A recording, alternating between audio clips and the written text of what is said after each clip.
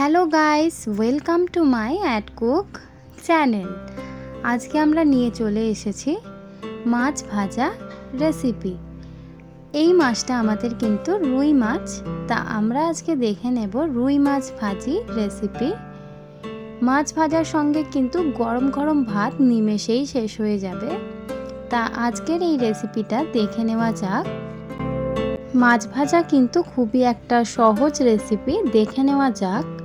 সর্বপ্রথম এখানে আমি রুই মাছের 3টে পিস নিয়ে নিয়েছি। দেখুন, পিসগুলো কিন্তু এরকম মোটা বা সরু করে কেটে নেওয়া।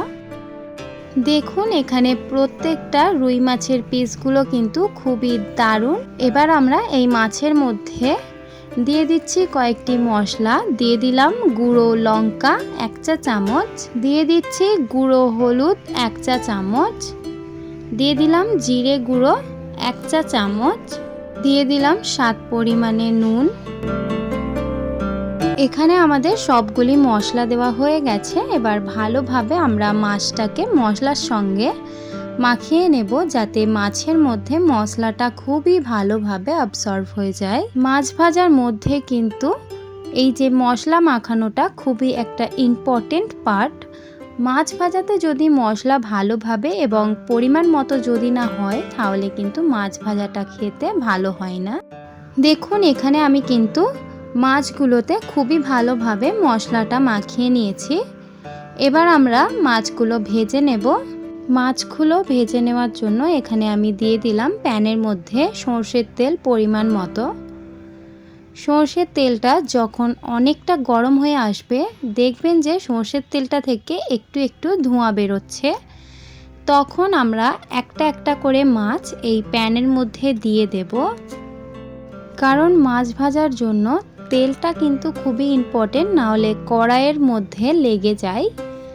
মাছ ভাজার তেলটা গরম না হলে যদি আপনারা মাছগুলো তেলের মধ্যে ছেড়ে দেন, তাহলে কিন্তু মাছগুলো ভেঙে যাওয়ার সম্ভাবনা থাকে। তার জন্য এখানে তেলটা অতিরিক্ত গরম হওয়ার পরেই কিন্তু মাছগুলো ছাড়বেন। এবার আমি এখানে মাছটা ভালোভাবে অ্যাডজাস্ট করে দিয়েছি। এবার মাছটা এক পিঠটা লাল ব্রাউন হয়ে আসলে অপর পিঠটাই উল্টে দেব। প্রায় 2 থেকে 3 মিনিট পরই কিন্তু আমরা এই মাছটাকে এক পিঠ করে উল্টে নেব। অপর পিঠটা উল্টে দেওয়ার পর কিন্তু যখন লাল ব্রাউন হয়ে আসবে, তখন কিন্তু আমরা এই মাছগুলোকে এদিক ওদিক করে ভেজে নিয়ে তুলে নেব। দেখুন, এই পর্যায়ে কিন্তু মাছ ভাজি আমাদের পুরোপুরি রেডি এবং কালারটা খুবই সুন্দর এসেছে। আমি গ্যাসটাকে অফ করে এবার মাছগুলোকে একটা একটা করে যে কোনো পাত্রের মধ্যে তুলে নিচ্ছি। যদি আপনাদের এই ভিডিওটা ভালো লেগে থাকে, তাহলে অবশ্যই লাইক, শেয়ার অ্যান্ড সাবস্ক্রাইব করে দেবেন। যদি আমার চ্যানেলে আপনি নতুন হয়ে থাকেন, অবশ্যই চ্যানেলটিকে সাবস্ক্রাইব করে পাশে থাকবেন।